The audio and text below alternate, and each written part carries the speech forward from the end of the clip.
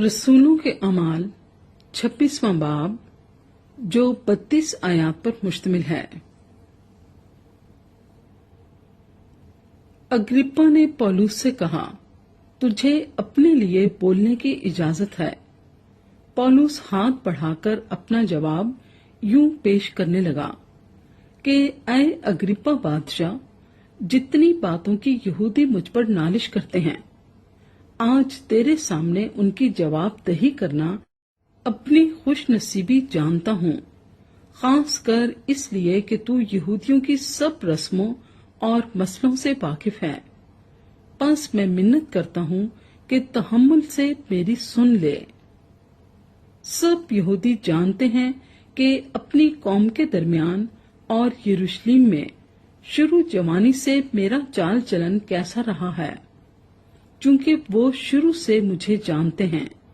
अगर चाहें तो गवाह हो सकते हैं कि मैं फरीसी होकर अपने दीन के सबसे ज्यादा पाबंदे मजहब फरीके की तरह जिंदगी गुजारता था, और अब उस वादे की उम्मीद के सबब से मुझ पर मुकदमा हो रहा है जो खुदा ने हमारे बाप दादा से किया था। उसी वादे के पूरे होने की उम्मीद पर हमारे 12 के 12 कबीले दिलो जान से रात दिन इबादत किया करते हैं। इसी उम्मीद के सबब से ऐ बादशाह, यहूदी मुझ पर नालिश करते हैं। जबकि खुदा मुर्दों को जिलाता है तो ये बात तुम्हारे नजदीक क्यों गैर मोतबर समझी जाती है?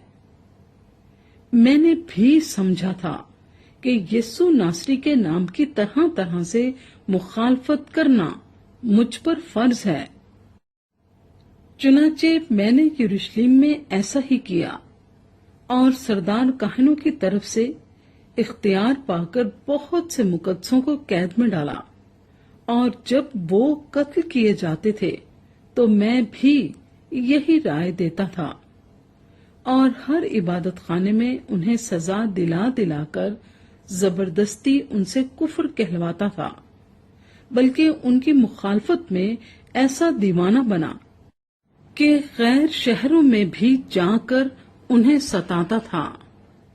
इसी हाल में सरदार काहनों से इख्तियार और परवाने लेकर दमिश्क को जाता था। तो ऐ बादशाह, मैंने दोपहर के वक्त राह में ये देखा कि सूरज के नूर से ज्यादा एक नूर आसमान से मेरे और मेरे हमसफरों के गिरदा गिर्द आ चमका।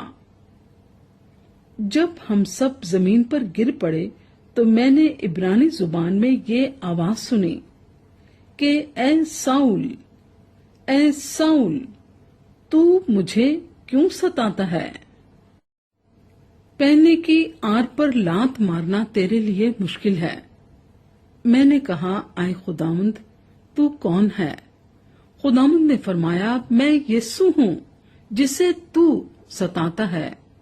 लेकिन उठ, अपने पांव पर खड़ा हो, क्योंकि मैं इसलिए तुझ पर जाहिर हुआ हूँ कि तुझे उन चीजों का भी खादिम और गवाह मुकर्रर करूं जिनकी गवाही के लिए तूने मुझे देखा है, और उनका भी जिनकी गवाही के लिए मैं तुझ पर जाहिर हुआ करूंगा। और मैं तुझे इस उम्मत और गैर कौमों से बचाता रहूंगा जिनके पास तुझे इसलिए भेजता हूँ कि तू उनकी आंखें खोल दे, ताकि अंधेरे से रोशनी की तरफ और शैतान के इख्तियार से खुदा की तरफ रुजू लाएं, और मुझ पर ईमान लाने के बायस गुनाहों की मुआफी और मुकद्दसों में शरीक होकर मिरास पाएं।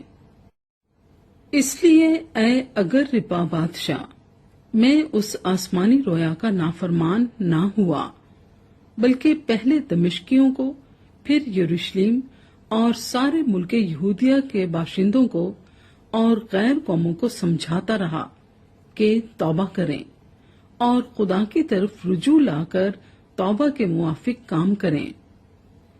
इन्हीं बातों के सबब से यहूदियों ने मुझे हैकल में पकड़कर मार डालने की कोशिश की, लेकिन खुदा की मदद से मैं आज तक कायम हूँ और छोटे बड़े के सामने गवाही देता हूँ और उन बातों के सिवा कुछ नहीं कहता जिनकी पेशनगोई नबियों और मूसा ने भी की है कि मसीह को दुख उठाना जरूर है और सबसे पहले वही मुर्दों में से जिंदा होकर इस उम्मत को और गैर कौमों को भी नूर का इश्तिहार देगा।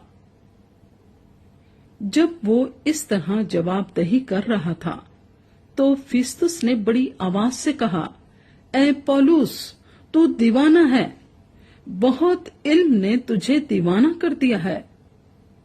पौलुस ने कहा, ए फिस्तुस बहादुर, मैं दीवाना नहीं बल्कि सच्चाई और होशियारी की बातें कहता हूँ। चुनाचे बादशाह जिससे मैं दिलेराना कलाम करता हूँ ये बातें जानता है और मुझे यकीन है कि इन बातों में से कोई उससे छुपी नहीं, क्योंकि ये माजरा कहीं कोने में नहीं हुआ। ए अगर रिपा बादशाह, क्या तू नबियों का यकीन करता है? मैं जानता हूँ कि तू यकीन करता है। अगर रिपा ने पौलुस से कहा, तू तो थोड़ी ही सी नसीहत करके मुझे मसीही कर लेना चाहता है।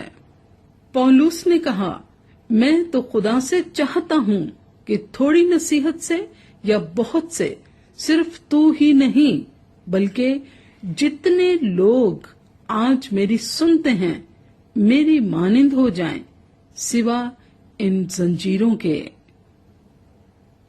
तब बादशाह और हाकिम और बरनीके और उनके हमनशीन उठ खड़े हुए और अलग जाकर एक दूसरे से बातें करने और कहने लगे कि ये आदमी ऐसा तो कुछ नहीं करता जो कत्ल या कैद के लायक हो। अगर रिपा ने फेस्तुस से कहा कि अगर ये आदमी कैसर के यहाँ अपील ना करता तो छूट सकता था।